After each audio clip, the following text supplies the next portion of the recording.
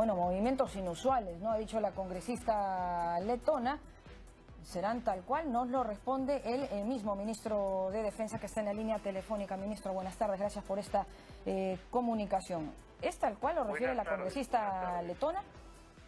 La he escuchado, he levantado el teléfono, le he llamado directamente. Ajá. Y le he dicho que este es un gobierno democrático y que este ministro es también un ministro democrático.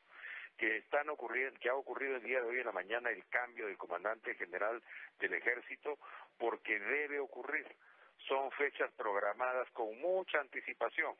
Hoy, en esta semana, se cumplen los 2 años que debe tener el anterior comandante general y entra un nuevo comandante general.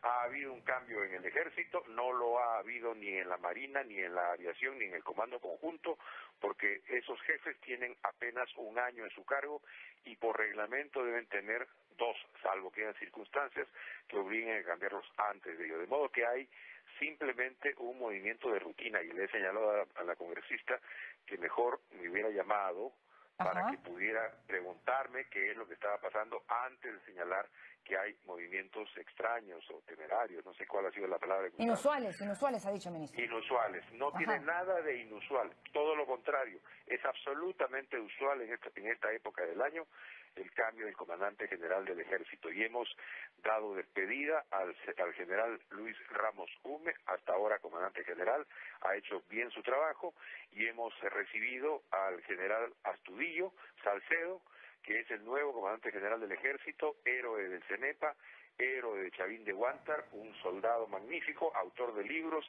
y también un mando operacional en el campo de acción. De modo que no hay nada de inusual, lo quiero señalar con mucha claridad. Adicionalmente, el día de ayer, en alguna entrevista, dije con toda claridad: yo soy un político y lo que estoy haciendo en relación a las circunstancias que vive el país es luchar con lo único que un político tiene, y lo único que un político tiene en democracia es su palabra, su capacidad de exponer razones y argumentos, de convencer, de llegar a acuerdos, de buscar concertaciones, de pactar y de encontrar soluciones para los problemas del país. Su palabra, su verdad, sus argumentos, sus razones. Nada más. Bueno, argumentos también tiene que tener la parte, en todo caso, que motiva esta vacancia. Y inusual sí parece, ministro, que al parecer no las tenga, ¿no? Porque está solicitando el presidente al Congreso que presente la documentación que sustenta, que motiva, no, que genera esta vacancia, y hemos escuchado a lo largo del día decir que ya se le envió. ¿Ya le llegó tal cual? No conozco, pero mire usted, a 2 días del proceso en el cual debe ir él al Congreso a comparecer, aún no le han enviado las razones por las cuales él puede eventualmente entrar en proceso de vacancia. ¿No le parece a usted eso una improvisación? Yo he venido diciendo sistemáticamente, no prejuzgo ni sobre culpabilidades ni sobre inocencias, pero lo que se requiere es el respeto del debido proceso, y el debido proceso ha sido roto en este procedimiento. Primero ha sido roto, creo yo, no soy especialista en técnica parlamentaria, pero el presidente era testigo en la Comisión Lavajato. Yo pregunto, ¿en qué momento la Comisión llegó al acuerdo de convertir de transformar al presidente de testigo en investigado? ¿Cuándo fue? ¿Cuándo lograron ese acuerdo? ¿Fue una decisión de la presidenta de la Comisión? ¿Fue una decisión del Pleno de la Comisión? Pregunto. A lo mejor no tengo la información completa y se ha llegado a un acuerdo de esa naturaleza en el seno de la Comisión, por un lado. Y por otro lado, en relación con el tema de la propia vacancia, ahí hay 2 movimientos. Hay por un lado un movimiento que tiene que ver con la declaratoria de incapacidad moral permanente, que es un movimiento que tiene que ser sustentado, tiene que ser fundamentado, tiene que decirse por qué se declara la vacancia, la incapacidad moral permanente, y eso no se ha hecho. Si usted lee la hoja en la cual se produce, con la cual se pide la vacancia, usted verá que ahí hay razones difusas de lo que es la incapacidad moral permanente. Y entonces el presidente ha solicitado que se le explique de qué se le acusa. Y a 2 días de su comparecencia esto no ha sido hecho.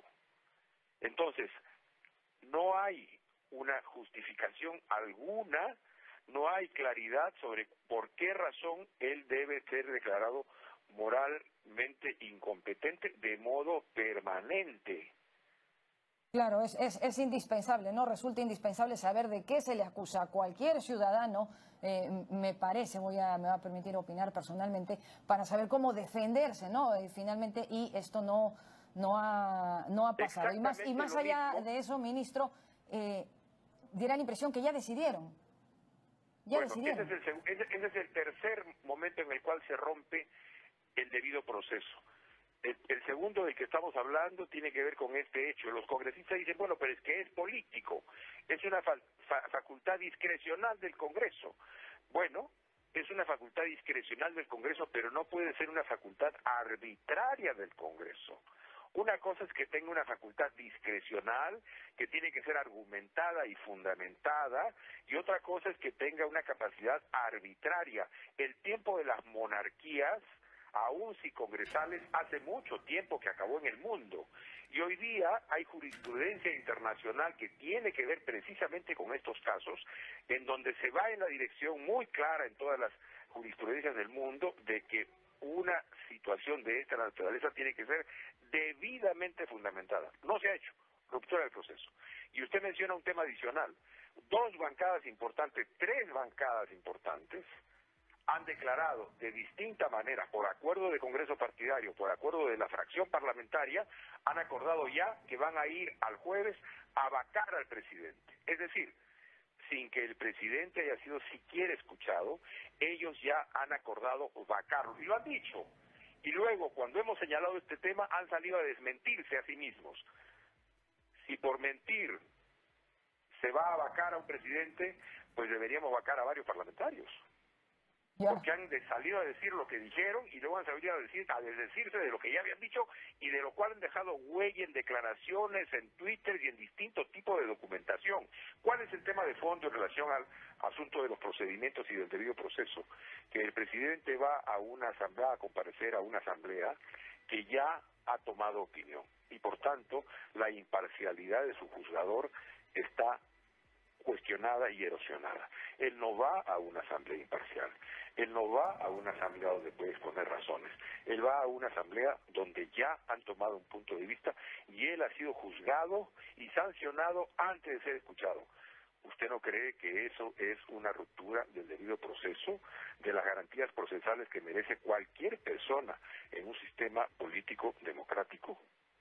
Bueno, más allá de lo que yo pueda creer, es lo que crea el país, ¿no, ministro? Y en ese sentido los tiempos también aquí están volando, son 6 días y ya se parece que la decisión está tomada. De otro lado, y para cerrar, ministro, el ex premier Pedro Cateriano ha solicitado públicamente al presidente que pida al secretario general de la OEA la aplicación de la Carta Democrática en defensa del orden constitucional y democrático del Perú. ¿Lo están pensando, lo están evaluando o solo les basta con la defensa que va a tener este jueves en el Congreso? He escuchado el razonamiento y yo me imagino que en la mesa de decisión del presidente, que es, no hay que olvidarlo, quien dirige la política exterior, deben estar puestas todas las alternativas. Ajá. Muy bien, muchísimas gracias, ministro, por esta comunicación. Gracias por la entrevista y muy gracias. amable. Buenas tardes. Ha sido el ministro de Defensa, Jorge Nieto, comentando las declaraciones, ¿no?, de la congresista Úrsula Letona. ¿Qué le pareció ahí? Movimiento inusual de parte de las Fuerzas Armadas este día. Ya lo ha zanjado el ministro, quien se ha comunicado, nos ha dicho personalmente con la congresista, y bueno, pues le ha advertido, le ha comunicado en todo caso que lo que ha percibido ha sido nada inusual, ha sido algo totalmente programado, en tanto son las ceremonias de fin de año allí en las Fuerzas Armadas. Con eso llegamos al final de esta hora y media informativa. Continúa en TV Noticias 7.3. Buenas tardes.